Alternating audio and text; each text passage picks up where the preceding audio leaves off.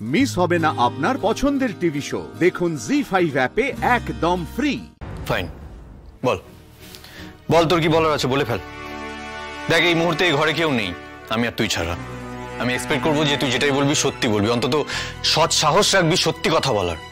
অবাস্তব কথা বলে, মিথ্যে কথা বলে আমার সময় নষ্ট করিস। তোর সময় তুই নিজে নষ্ট করছিস, তার জন্য আর কারোর দরকার পড়েনি, বরং তোর জন্য আমাদের সময় নষ্ট হচ্ছে। দেখ, আমি আমার পার্সোনাল লাইফ নিয়ে না বাইরের লোকের কমেন্ট একদম পছন্দ করি না সূর্য। Personal life? তোর পার্সোনাল লাইফ তুই আর পার্সোনাল রাখতে পারিসনি অনিদা। তোর পার্সোনাল লাইফের সাথে আমরা সবাই জড়িয়ে। অকারণে তর্ক বিতর্ক করিস, আমার ভালো লাগছে না। কংক্রিট কিছু থাকলে আমাকে বল এখান থেকে চলে যা, কারণ আমার অনেক কাজ আছে। বেশ, তাহলে একেবারে শুরু থেকেই শুরু করা যাক পুরো বিষয়টা বলার জন্য। তোর বউ ভাতের রাত্রে একজন এসে কিছু ছবি তোর কাছে গিফট বক্সে প্যাক করে দিয়ে গিয়েছিল, আমার আর রাইয়ের সো কল্ড ইন্টিমেট ছবি। আমি আগেও তোকে বলেছিলাম যে সেই ছবিগুলো মিথ্যে, কিন্তু তুই বিশ্বাস করিসনি। প্রমাণ ছাড়া তোর এই কথাগুলোর কোনো অর্থ নেই সূর্য। আর প্রমাণ ছাড়া আমি তোর কেন কারোরই কোনো কথায় বিশ্বাস করি না। তুই যদি আবারও সেই একই কথা বলতে এসে থাকিস, তাহলে আমি তোকে বলবো তুই আসতে পারিস, প্লিজ লিভ। আমি আজ প্রমাণ সহই এসেছি। কি প্রমাণ? রাই আমাদের বাড়িতে এসে বলল ও সমস্ত সর্বনাশের জন্য নাকি আমি দায়ী। তুই আমাকে সন্দেহ করলি। ইনফ্যাক্ট আমার বাড়ির প্রত্যেকে আমাকে সন্দেহ করছে, হয়তো মনে মনে। আমার বাবা, আমার মা, আমার ছোট বোন সবাই ভাবছে আমি হয়তো রাইয়ের সাথে একটা গোপন সম্পর্কে রয়েছে। দাদা, আমি কি করব?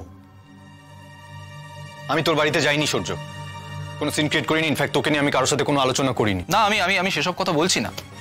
যাকে ওরকম একটা ঘটনা, ওরকম কিছু ছবি এই সোসাইটিতে, আমাদের সোসাইটিতে একটা মেয়ের কাছে অনেক বেশি বিপদের।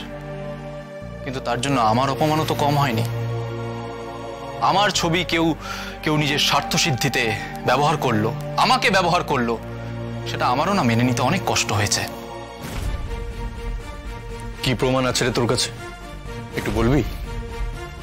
রাইয়ের বাড়িতে যে তুই তোর যাতায়াত চালিয়ে যাচ্ছিস সেটা আমি খুব ভালো করে জানি। তোর সাথে তো রাইয়ের বোনের কোনো সম্পর্ক নেই, আই মিন নীলুর। তাহলে তুই কি করতে গেছিলি রে ওই বাড়িতে? রাই তোর বাড়িতে এসেছিল, তোর সাথে কথা বলেছে, সে কথা তো বললি, অথচ নিজে যে গেছিলিস ওই বাড়িতে সেটা স্কিপ করে গেলি। কেন গেছিলাম সেটা এবার বুঝতে পারবি। প্রমাণ জোগাড় করতে গেছিলাম। কি প্রমাণ জোগাড় করেছি সেটা নিজের কানেই শোন।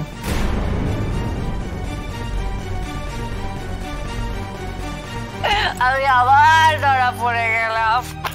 নীলু, তুমি করেছো? No way. তুমি রাই আর অনিদার কাছে ওই ছবিগুলো পাঠিয়েছো? হ্যাঁ, আমি করেছি। ঠিক আছে। কিন্তু তুমি কি করে করলে? তুমি তো তখন অসুস্থ। অসুস্থ তো কি? অসুস্থ কি হয়েছে তাতে? আজকাল একটা স্মার্টফোন থাকলে দুনিয়াতে না সব সম্ভব। আমি তো দিদিভাই বিয়েটা আটকাতে পারলাম না। মায়ের ঘুমের ওষুধগুলো খেয়েছিলাম যাতে আমি দিদিভাই বিয়েটা আটকাতে পারি, কিন্তু পারলাম না।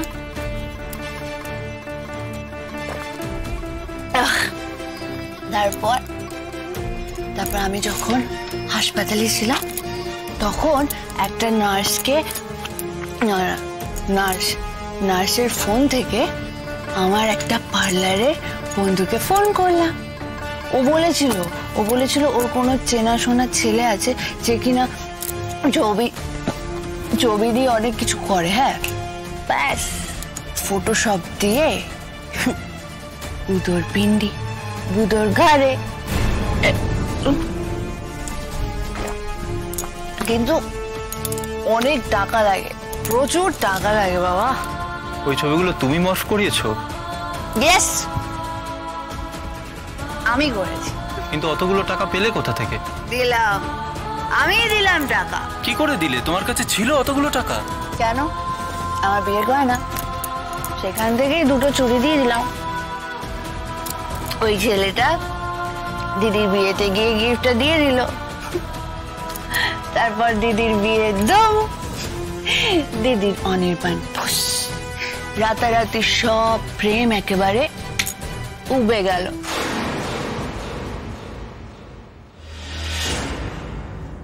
এবার বুঝতে পারছিস কে করেছে বা কেন করেছে সেটাও নিশ্চয়ই বুঝতে পারছিস। সেটুকু বোঝার বুদ্ধি তোর মধ্যে নিশ্চয়ই আছে। অবশ্য না, আমার তো মাঝে মাঝে সত্যি ডাউট হয় তোর মধ্যে আদৌ বুদ্ধি আছে কিনা।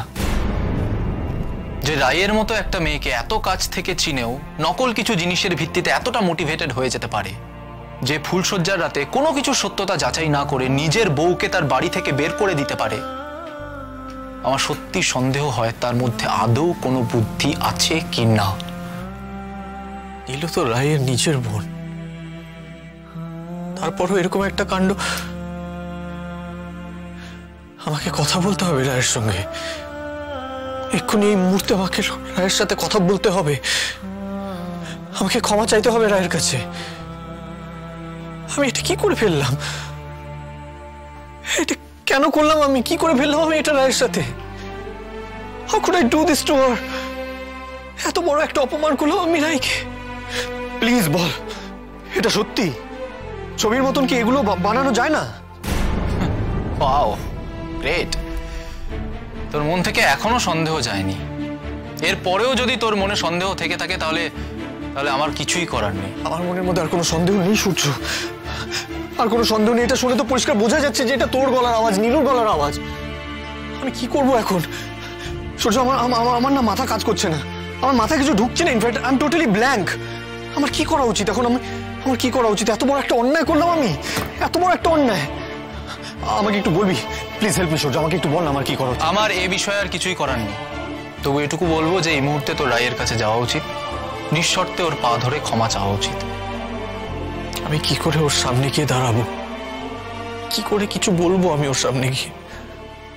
কোন মুখ নিয়ে যাবো ওর কাছে? আমি যে অনেক বড় অন্যায় করে ফেলেছি রায়ের সঙ্গে।